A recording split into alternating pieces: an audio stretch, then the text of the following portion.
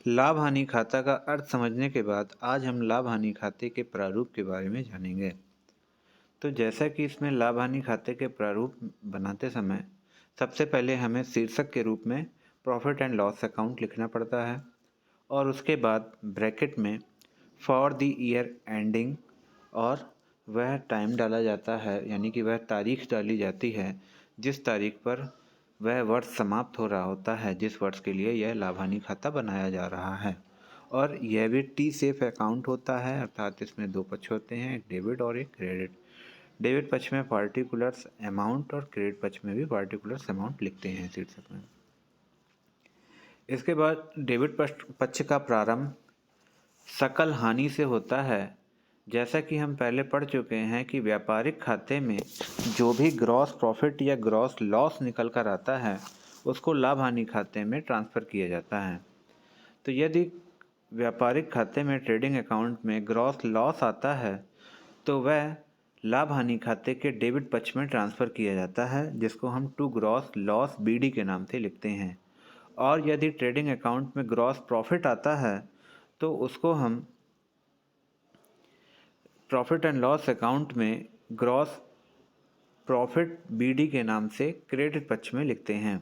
इसके बाद डेबिट पक्ष में ऑफिस एंड एडमिनिस्ट्रेटिव एक्सपेंसेस लिखे जाते हैं, सेलिंग एंड डिस्ट्रीब्यूशन एक्सपेंसेस लिखे जाते हैं और मिसक्लिनियस एक्सपेंसेस एंड लॉसेस लिखे जाते हैं।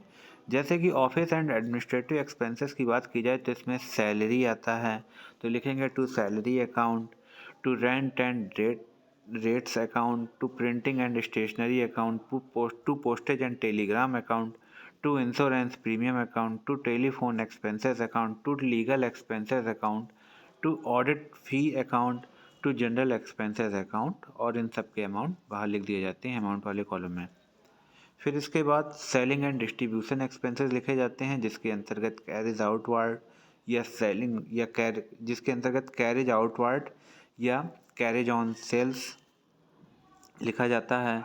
टू एडवर्टीजमेंट एक्सपेंसेस लिखे जाते हैं, to travelling expenses account, to commission account, to bad debts account, to godown expenses account, जिसके अंतर्गत godown rent, godown electricity etcetera expenses आते हैं। और टू एक्सपोर्ट टैक्स अकाउंट भी सेलिंग एंड डिस्ट्रीब्यूशन एक्सपेंसेस के अंतर्गत आता है। इसके बाद मिसक्लिनियस एक्सपेंसेस एंड लॉसेस आते हैं, जैसे कि टू डिस्काउंट अकाउंट, यानी कि डिस्काउंट अलाउड। यदि क्वेश्चन में ट्रायल बैलेंस में डिस्काउंट डेबिट में दिया गया है तो वह डिस्काउंट अलाउड माना जाता है, जिसको हम प्रॉफिट एंड लॉस अकाउंट के डेबिट में लिखते हैं। इसके बाद to repairs account, to financial expenses account, to depreciation account, to interest account, to bank expenses account, to loss on sale of assets account profit and loss account के debit पक्ष में लिखा जाता है।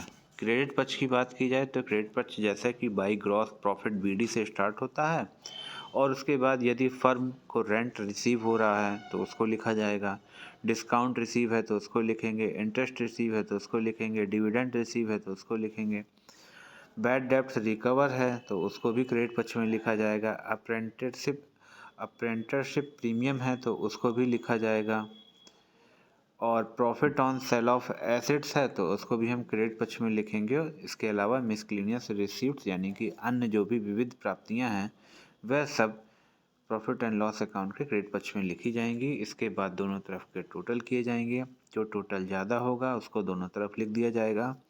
और यदि कमी क्रेडिट पक्ष में आ रही है तो वह कमी नेट लॉस के नाम से जानी जाएगी, और यदि डेबिट पक्ष में आ रही है तो वह कमी नेट प्रॉफिट के नाम से जानी जाएगी। अगर नेट प्रॉफिट है तो लिखेंगे टू नेट प्रॉफिट सीडी, अगर नेट लॉस है तो लिखेंगे बाई नेट लॉस सीडी।